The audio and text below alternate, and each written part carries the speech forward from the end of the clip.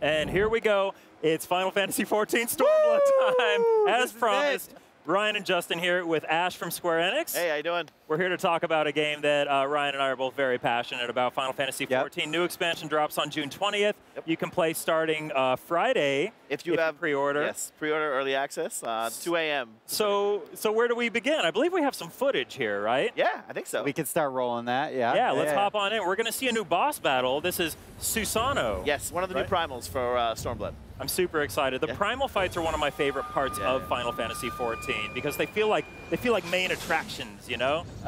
They have some of the best some of the best mechanics you can actually do. And there's actually a really cool moment in this boss fight where sword comes down, you have to go and everybody attack and DPS the sword. Oh, well, don't spoil it. Well, you know, it's for the people here. And if full you have a breakdown chance, of the fight. you have a chance to beat them. We're actually giving out T-shirts, so I'll make sure to give you guys some. Oh yeah, yes please. So nice, so nice. Yeah, I would say that we're doing the fight ourselves here. Let's pretend this is us playing here. So let's see. So I mean, I guess an obvious part to start with is the job gauge system, which is new to Stormblood. Kind of a way to make things more visual rather than just staring at numbers all the time. Can you give us a rundown of how all that works? Yeah, I mean, basically we have this new job gauges that allow you to kind of give you a better indication of what special action or timing that your specific job can actually do. So I play a black mage. I'm level 60 black mage. Me too. There you go. Right on. Nice. So Job brothers over here. Even Anakin up is completely different now because you have these visual indications about making sure you're hitting your timing correctly. But to be fair, Anakin works a little different now in Stormblood, but it's really cool. Yeah. Yeah, see, I believe the team has been going to great lengths to try and make the experience more streamlined without sacrificing too much of the complexity that makes it fun. Getting rid of more of the tedium, I think, of like keeping up certain things like the way Enochian worked, like we were talking about before. Yeah, definitely. A lot of the battle system changes are meant specifically for that, to really take some of the complexity out of it and just make it a lot easier and more fun to get it engaged in battle. And I think, with that and the new job roles, shared job roles across some of the tank, the DPS, everything like that. So yeah, we're already seeing some pretty interesting mechanics here. We saw that giant AoE with a single safe line down the middle, but there was also a stack marker, so people have to like all get in that one exact spot. What other kinds of cool, like fun things that are the team toying with? God. Well, like I said earlier, I play a black mage, level 60 black mage. One of the coolest things that I'm excited about is the new ability to teleport from ley lines. Back to your ley lines, so, man, you have every single time you're waiting, and you constantly lose track of the ley lines because you're constantly moving back and forth. To me, that's going to be the most exciting thing personally. But well, now Black Mage can basically just keep 100% uptime because you can teleport to another party member, teleport back to your ley lines. We're getting real nerdy right now. Look at this. Look at these visuals, though. You like it? Yeah, like applause to the Square Enix team for how good this game looks. Yoshida-san and the development team do such an incredible job here. And one thing I'll say is that with Final Fantasy XIV Online, it's a celebration of the entire franchise, right? Whoa! Oh, look, did you see this? Yeah.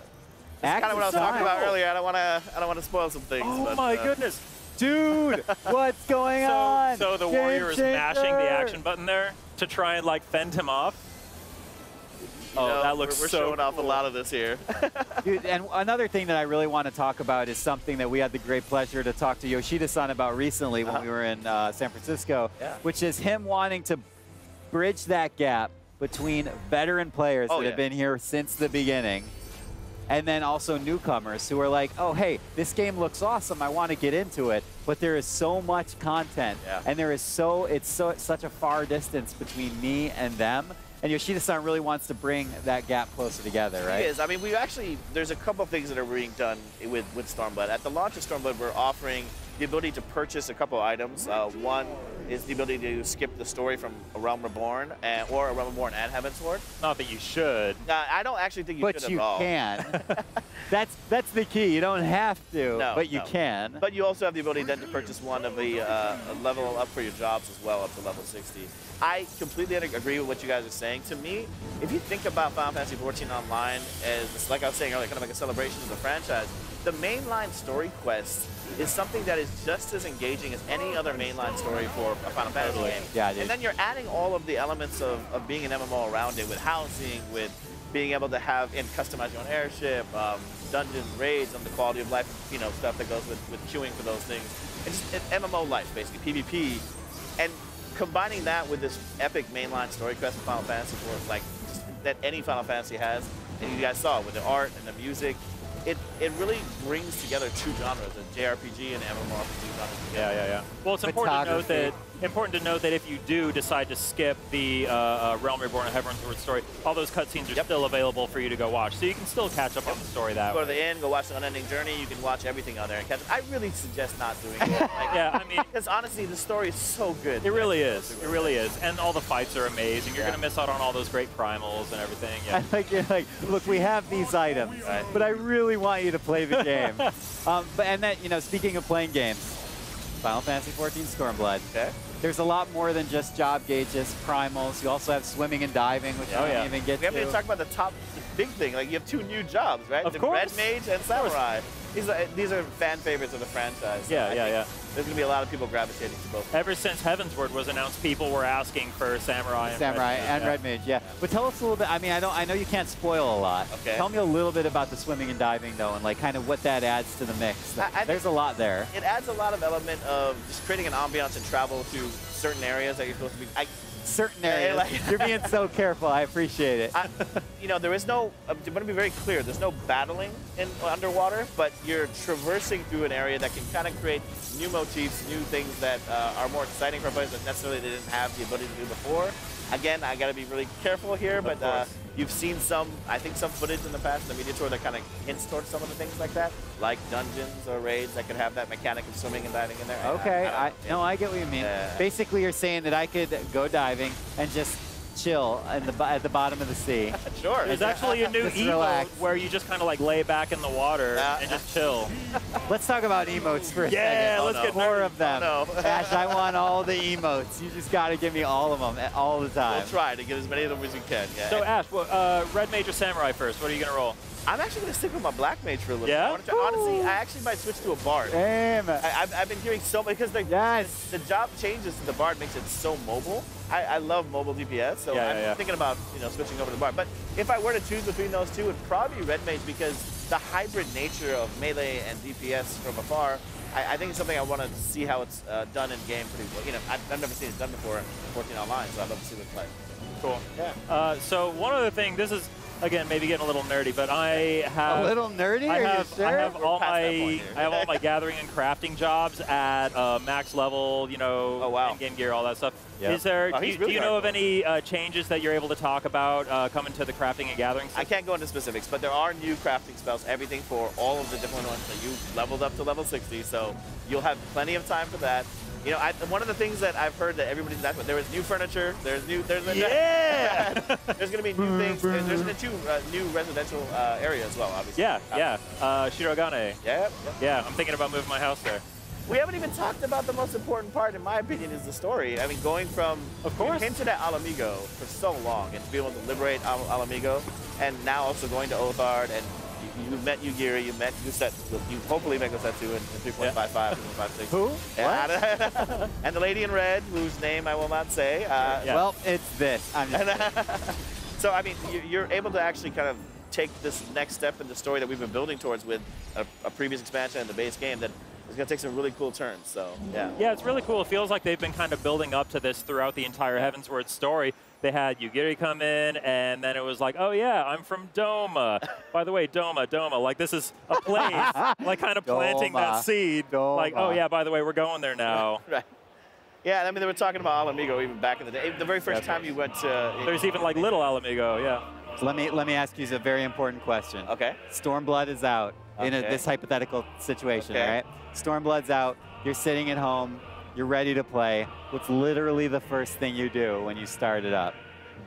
Me, specifically? Change all my UI to the... yes, that's what I would do, too! I can just all the new job spells and actions, because there's a lot of changes to the battle system, obviously, with Stormblood coming out. And we talked about earlier, it is to streamline it, but it's going to allow for some change in the transition period for people to kind of get used to things, but it'll be much better for them when they actually start playing. Well, yeah, and it's going to... Yoshida-san, at the event we were at a few weeks ago, he made a big deal about talking about how it's going to make things a lot easier for controller players. Definitely.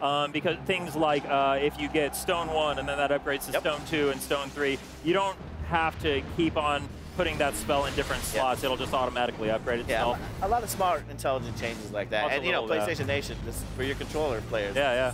This is going to be great for you guys. And Yoshida-san plays the game on a controller himself, and every raid, every dungeon, does all those things with a. I gotta say, if it wasn't for how great the controller support is in the game, I probably wouldn't be playing it because I always found MMOs to be kind of impenetrable because I'm used to playing on a controller and I don't really play games on keyboard and mouse. So that's what got me to try it in the first place, is the fact that I heard the controller support was good. You guys heard that. You should listen to him. I don't know. I think that's it. I just want to take a quick opportunity. Okay. Is that okay? Yeah. Okay. What are we doing here? Give me my platform for a second. This is all for you guys. Okay. I want to say, anyone that has not played Final Fantasy XIV, even if you're not a huge MMO person, I so strongly recommend you check it out. Because both Justin and I aren't really like hardcore MMO players, right? I wasn't. Yeah. Now you are.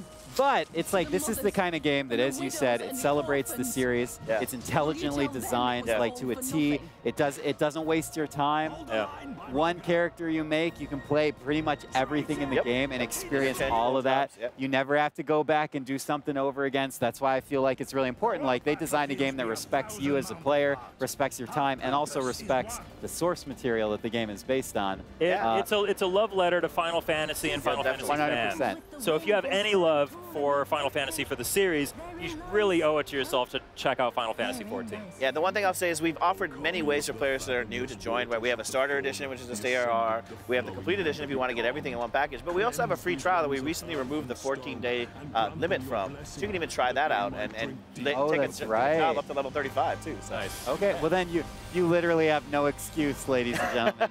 You gotta just get into the last that. thing I want to touch on, just like, dude, how amazing is the music in Stormblood? If you love Final Fantasy theming and music, Soken-san does an incredible job. Oh my God. It's amazing. It's a privilege just to be able to soundtrack win. Give me. I can't say anything. I'm sorry. I'm sorry. Did you guys check out the trailer that had the new original track? Yeah. No, you want to know why? Why? Because I'm so old, so I have to just experience it for the first time in the game. Okay. I can't spoil myself. Yeah, we started watching that new trailer. There was a lot of, At a certain I was point, like, some of it might be deceiving. I don't know. I don't even know personally. Okay, to be honest with you. I hope so. But yeah, there was a lot of cool stuff in there. I bounced like halfway. I was like, you know what, Justin? This is all you, man. I can't watch this. Justin, that's all I got, man. We should give a quick shout out to Yoshida-san and his team, though, watching, right? Yes, thank you, Yoshida-san, and the development team, for everything you guys do. Everybody back at Square Enix. I hope everybody in the community is ready for Stormblood's release. To be very honest, we love the community. The best word of mouth to getting, the best way of getting the game out to everybody else is word of mouth through the community. So Reddit community, Lodestone, NeoGaf, everywhere. We love you guys. So thank you so much. Awesome. Cool. Perfect rapper. So that's Final Fantasy XIV Stormblood. It's coming out June 20th, but you can start playing it early starting on this Friday, if you pre-order it. So go check that out. Again, obviously, Ryan and I are big fans, so we're going to recommend that. Are we? But yeah, that's about it for today's show. I think we're going to get everyone back out here to talk about, some of the highlights for today. So please stay tuned for that. We'll see you soon. Take care. PlayStation